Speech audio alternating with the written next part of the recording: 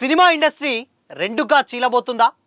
ఒక పక్క single screens, మరో పక్క మల్టీప్లెక్స్. హీరోలకి డైరెక్టర్లకి అంత రెమ్యునరేషన్స్ అవసరమా? అసలు ఇండస్ట్రీలో ఏం జరుగుతుంది తెలుసుకుందాం.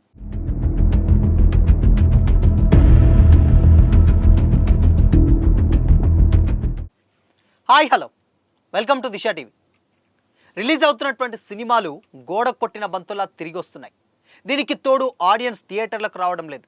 ఈ టైంలోనే టాలీవుడ్లో సింగిల్ థియేటర్లను పర్సంటేజ్ పద్ధతిలో నడపాలనే వివాదం రాజుకుంది. ఇది చిలికి గాలివానగా మారి టాలీవుడ్ రెండుగా చీలబోతున్నట్లు ఇండస్ట్రీ వర్గాల టాక్. అసలేం జరుగుతుంది? ప్రస్తుతం తెలుగు రాష్ట్రాల్లో మల్టీప్లెక్స్లో పర్సంటేజ్ విధానం అమల్లో ఉంది. సింగిల్ థియేటర్స్ మాత్రం రెంటల్ బేస్ మీద నడుస్తున్నాయి. అందులో ఎక్కువగా థియేటర్లు డి సురేష్ బాబు, ఏషియన్ సునీల్, దిల్ రాజు, శిరీష్ చేతుల్లో ఉన్నాయి. ప్రస్తుతం ఉన్నటువంటి రెంటల్ సిస్టమ్ వల్ల కలెక్షన్స్ లేక చాలా వరకు సింగిల్ థియేటర్స్ షోస్ని క్యాన్సిల్ చేయడమో లేక థియేటర్ పర్మనెంట్గా క్లోజ్ చేస్తున్నారు. ఇలాంటి పరిస్థితి నుంచి బయటపడాలంటే సినిమాలను పర్సంటేజ్ పద్ధతిలో నడపాలన్నది సింగిల్ థియేటర్ ఓనర్ల డిమాండ్. కొంచెం క్రేజ్ ఉన్న సినిమాలు ఫస్ట్ 2 వారాలు రెంట్ బేస్ మీద ఆడి ఆ తర్వాత కలెక్షన్స్ తగ్గగానే షేరింగ్ బేస్ మీద ఆడాలని ఒత్తిడి తెస్తున్నారు. దీనివల్ల థియేటర్స్ మనుగడ కష్టంగా మారిందంటున్నారు ఎగ్జిబిటర్స్. దీంతో ఈస్ట్ కానీ వెస్ట్ కానీ దాంతోపాటు నైజాం అంతటా పర్సంటేజ్ విధానం అమలు చేయాలని ఎగ్జిబిటర్స్ గట్టిగా పట్టుబడుతున్నారు. వీరికి సురేష్ బాబు, సునీల్, దిల్ రాజు, శిరీష్ అండగా ఉన్నట్లు ప్రచారం జరుగుతుంది. ఈ విషయంపై ఫిలిం ఛాంబర్లో ఈ నెల 18న ఎగ్జిబిటర్స్తో భారీ సమావేశం జరగనుంది. ఎగ్జిబిటర్స్ కోరినట్లు పర్సంటేజ్ విధానం అమల్లోకి వస్తే పెద్ద సినిమాలకు 10 కోట్ల నుంచి 20 కోట్ల వరకు ప్రొడ్యూసర్స్ నష్టపోయే ఛాన్స్ ఉంది. అయితే స్టార్ హీరోలకే టాప్ డైరెక్టర్స్కు కోట్ల రెమ్యునరేషన్లు పెంచుకుంటూ పోతున్న ప్రొడ్యూసర్లు థియేటర్ల మనుగడ చూడటం లేదన్నది ఎగ్జిబిటర్స్ వాదన. ఇదిలా ఉంటే స్టార్స్ వద్ద రెమ్యునరేషన్ తగ్గించమని డిమాండ్ చేస్తే సినిమాలు చేయరని, దానివల్ల రొటేషన్ దెబ్బతింటుందని యాక్టివ్ ప్రొడ్యూసర్స్ బాధ.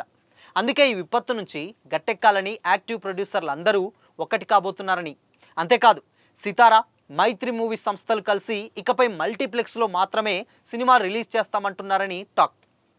ఇప్పుడు ఎగ్జిబిటర్స్ వెనుక సురేష్ బాబు, సునీల్, శిరీష్ ఉంటే యాక్టివ్ ప్రొడ్యూసర్స్ వెనుక మైత్రి, సితారా సంస్థలు నిలబడుతున్నాయన్నమాట.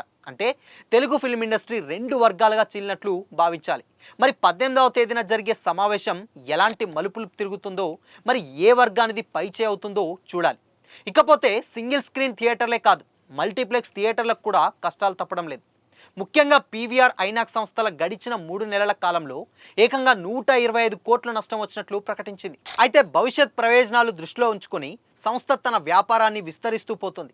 ఇటీవల కాలంలో 11 స్థలాల్లో 77 కొత్త స్క్రీన్స్ను పీవీఆర్, ఐనాక్స్ ప్రారంభించింది. మొత్తం మీద 352 సినిమా సెంటర్స్తో 1743 థియేటర్లను 111 సిటీస్లో నిర్వహిస్తుంది. సినిమా టికెట్లు స్పామ్ వేగవంతంగా సాగుతున్నా నష్టాల ఊబి నుండి సంస్థ పూర్తి స్థాయిలో బయటపడడం లేదు. మంచి సినిమా వచ్చినప్పుడు, ఆడియన్స్ సినిమాకు వచ్చినప్పుడు లాభాలు వస్తున్నాయి, కానీ ఇతర సమయాల్లో థియేటర్లకు జనాలను తీసుకురావడంలో ఫెయిల్ అవుతుంది.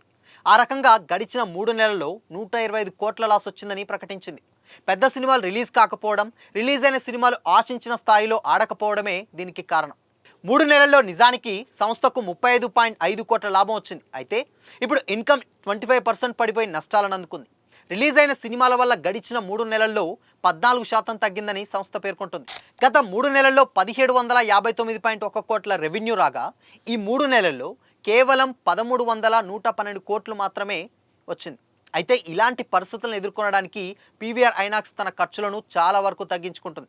గడిచిన 3 నెలల్లో 1712.8 కోట్లు ఖర్చు కాగా లేటెస్ట్గా 3 నెలల్లోనే 13.67% తగ్గించుకొని కేవలం 1478.7 కోట్లనే ఖర్చు పెట్టింది.